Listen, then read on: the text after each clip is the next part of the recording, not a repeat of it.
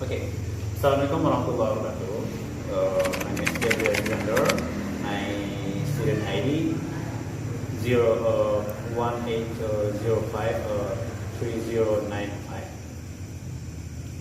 This here, I will make a video about media of learning. Okay, for my study economic and media in my college, Padang State University, and masuk di pembelajaran baru. Nah, ini adalah tugas akhir. Saya ingin membuatkan video tentang mengajar, basic saya dalam mengajar dengan media yang saya gunakan. Dan media yang saya gunakan sekarang ini adalah media yang berbentuk kertas, berbentuk media kartun, media gambar, seperti ini.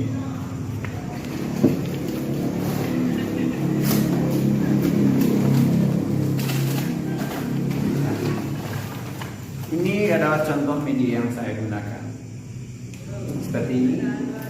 Dan ini adalah poin-poin dari tema yang saya gunakan, adalah tema pasar. Nah,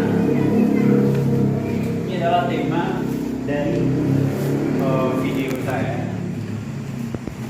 Saya membahas tentang pasar kepada adik-adik atau rekan-rekan yang saya nanti mengajar kepada mereka. Dan ya, kita langsung aja ke videonya. Assalamualaikum warahmatullahi wabarakatuh.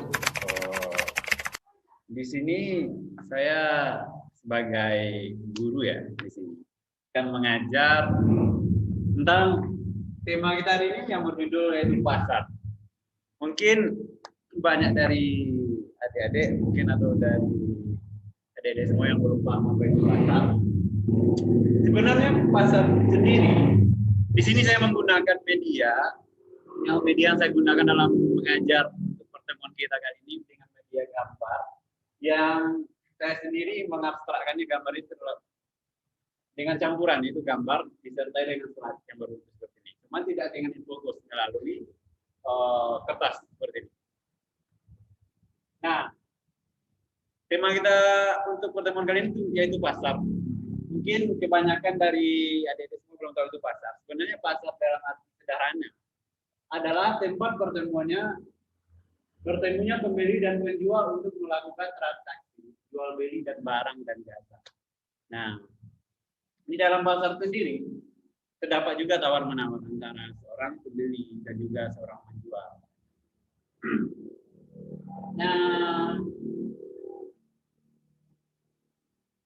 kemudian kita lanjut kepada peran pasar. Apa saja peran pasar dalam perekonomian Indonesia? Yang pertama itu peran pasar peran sebagai distribusi.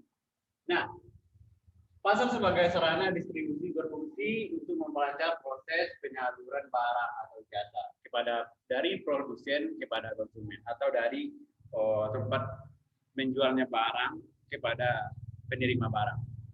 Yang kedua itu pasar sebagai pemandu harga. Pembeli yang membutuhkan barang atau jasa akan berusaha menawar harga dari barang yang akan ditawarkan penjual, sehingga terjadi tawar-menawar antara kedua belah pihak. Setelah terjadi kesepakatan, terbentuklah harga. This is that mean what the market. Oke, mungkin kelas kita ini sekarang kelas internasional. Oke, ada yang mau admit lagi? Kita akan admit, bentar.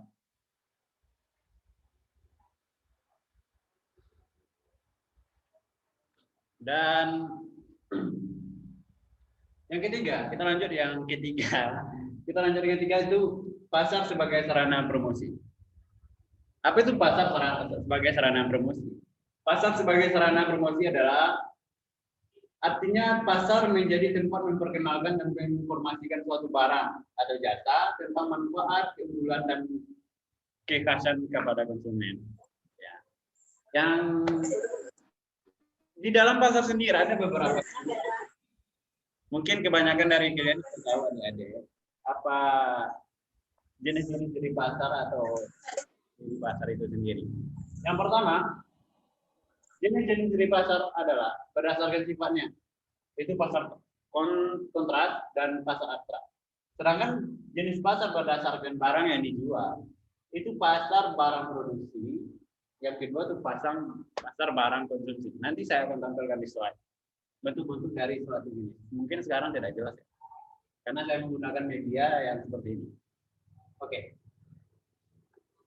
Kemudian ada beberapa struktur lagi dalam pasar itu sendiri. Yang pertama adalah struktur dibagi menjadi dua bagian, yaitu pasar persaingan sempurna atau kita sebut juga sebagai pasar monopoli.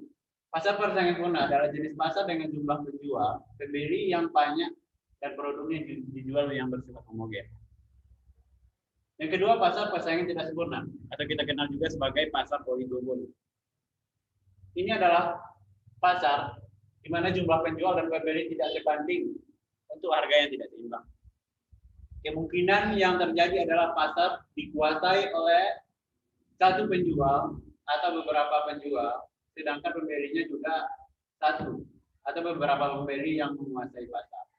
Nah, di sini juga ada bisa mengaktifkan kamera ya. Oke, kita lanjut kepada materi yang selanjutnya. Sebenarnya ada beberapa pembahasan. Ini adalah intisari dari apa yang saya ajarkan. Itu cara terjadi pasar. Selain pasar sendiri, kita tahu pasar itu terjadi ketika adanya pembeli dan penjual. Nah, cara terjadi pasar ada juga. Yang pertama, ada penjual dan pembeli. Yang ketiga, ada hubungan antara penjual dan pembeli. Maksudnya ada hubungan di sini adalah ketertarikan. Misalnya suatu barang, misalnya kita taruhlah, kita beli pisau. Ada ketertarikan sendiri untuk beli pisau. Gunanya buat apa? Gunanya mungkin untuk memotong bawang untuk para wanita mungkin atau yang lain. Itu adalah suatu hubungan atau ketertarikan. Yang ketiga ada barang jasa yang diperjualbelikan. Ya, tentu ada ya. Oke. Kelebihan pasar monopoli sendiri. Penjual tidak sebanyak pasar yang persaingan sempurna. Produsen terpacu untuk beraktivitas. Yang ketiga, pembeli tidak mudah berpindah dari produk yang dipakai selama ini. Nah, kalau kita sebagai mengkaji kelebihan dari pasar monopolistik, misalnya kita sudah menjadi pembeli dari pasar monopoli. Misalnya kita membeli suatu barang yang kita tidak mudah untuk move on gitu kepada barang yang lain. Misalnya contoh beras. Tentu kita sudah membeli beras dari awalnya. Gitu. Jadi ketika orang menawarkan gandum, kita untuk berpikir dua kali untuk mengonsumsi gandum. Terutama karena kita sudah sering mengonsumsi beras yang jadi bahan utama pangan kita sendiri. Oke.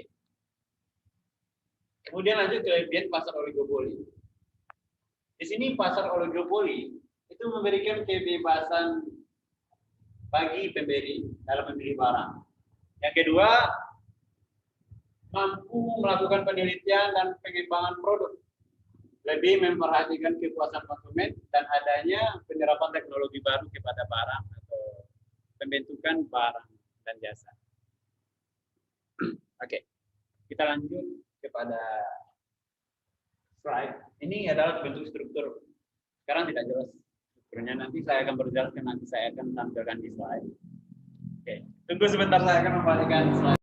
Nah, di sini kita ambil contoh dalam menjual barang. Seperti gitar ataupun laptop, ya, yang dua ini barang elektronik dan juga barang seni. Nah, di dalam pasar kan sebagai tema kita pada pembelajaran hari ini di pasar, maka kita contoh ini barang yang sangat bagus kita berjual-belikan. Tentunya di dalam basic untuk menjual barang kita tidak hanya tahu dalam basic gitar kita ini seperti apa. Contoh saya ini dalam menjual gitar kita harus tahu kawinnya apa, senarnya bagaimana, bunyinya kayak mana, dasar tune-nya seperti apa, grade-nya seperti apa. Begitu juga dengan laptop yang seperti ini, kita harus tahu berapa RAM-nya berapa, penyimpanan internalnya juga berapa, kelemannya ada kelebihannya apa. Nah, di sini sebagai contoh, natnya ini sebagai kayunya NATO dan ini sudah lengkapi tulang. Jadi makanya tune-nya lebih terlihat lebih jelas. Ini adalah contoh produk yang biasa dijual di pasar-pasar yang sering kita temui. Nah, di sini kita juga belajar pasar. Contoh, ini kita ambil contoh dalam menjual gitar. selain kita punya basic dalam menjual gitar, seperti yang saya bilang tadi, kita juga harus mempunyai skill dalam memainkan apa yang harus kita jual. Contoh, tidak pun dalam gitar, misalnya dalam produk makanan, begitu produk makanan atau domestik yang lain, kita harus tahu produk kita itu bagaimana dan kelemahannya gimana. Apalagi dalam yang kita jual ini gitar, kita harus pandai bermain gitar. Kalau perlu kita juga bisa bernyanyi sambil main gitar. Itu salah satu cara buat memikat hati para pengunjung. Nah, contoh seperti ini. Saya akan nyanyiin lagu apa? At My Words sebagai contoh.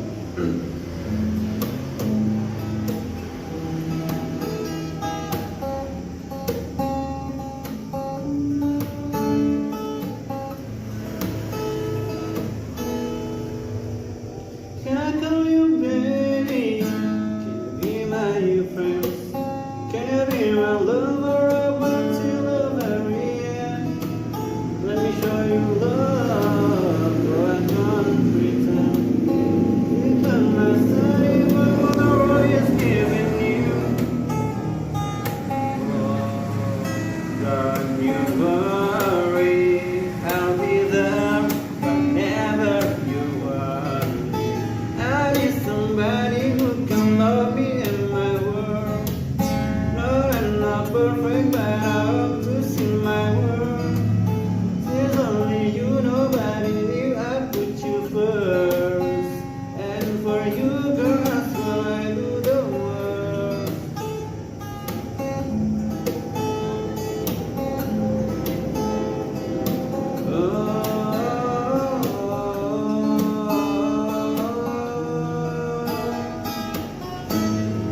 Nah, itu salah satu contoh. Mungkin setidak-tidaknya itu bisa menarik para pengunjung dengan kita bermain gitar dan sambil bernyanyi. Orang akan tertarik, apalagi suara gitarnya bagus seperti gitar ini. Ya, gitar ini saya beli seharga 2.200.000. Mungkin ketika kita pandai bermarketing, menjual sesuatu dalam pasar ataupun kepada seseorang, mungkin harga gitar ini kalau jauh lebih naik lagi. Oke, kita lanjut kepada materi selanjutnya ya, adik-adik. Apa sekalian. Yang kemudian di sini adalah bentuk dari pasar.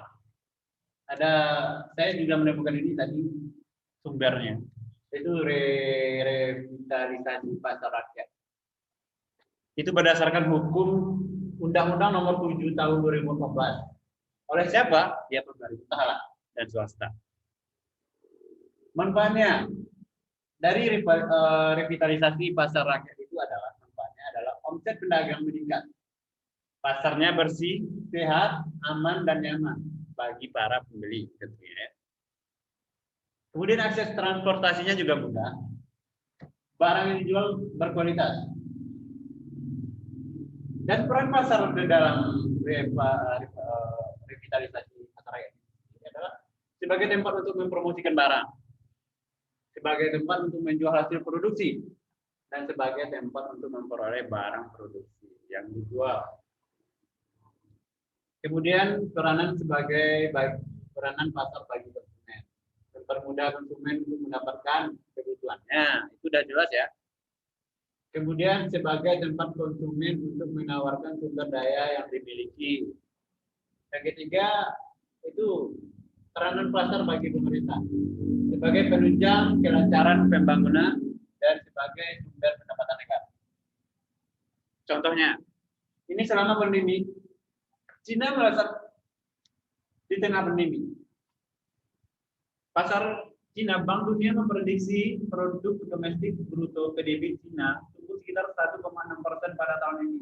Sementara ekonomi global mengalami kontraksi selama 5,2%.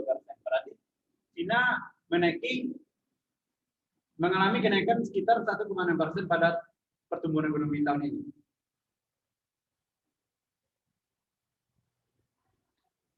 Kemudian lanjut pada Cina, pasar digital terbesar di dunia 2014. Ini sumbernya sudah lama, tapi tetap dipakai juga. Oke. Dan sepertinya cuman itu yang saya bisa sampaikan kepada adik-adik atau teman-teman. Kalau ada yang ingin ditanyakan, tanyakan. Cuman kalau tidak, kita lanjut kepada tugas untuk mencari tugas besok, cari cara menawarkan sesuatu barang kepada seorang pembeli, prakteknya video juga. Oke. Terima kasih kepada teman-teman yang sudah bergabung, terutama untuk adik-adik kalian.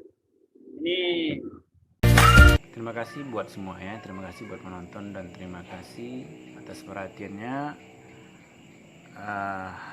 Karena ini adalah tugas akhir, like the make the assignment, find assignment for making a video, like a teacher or student, as a we are is lecturer, we are is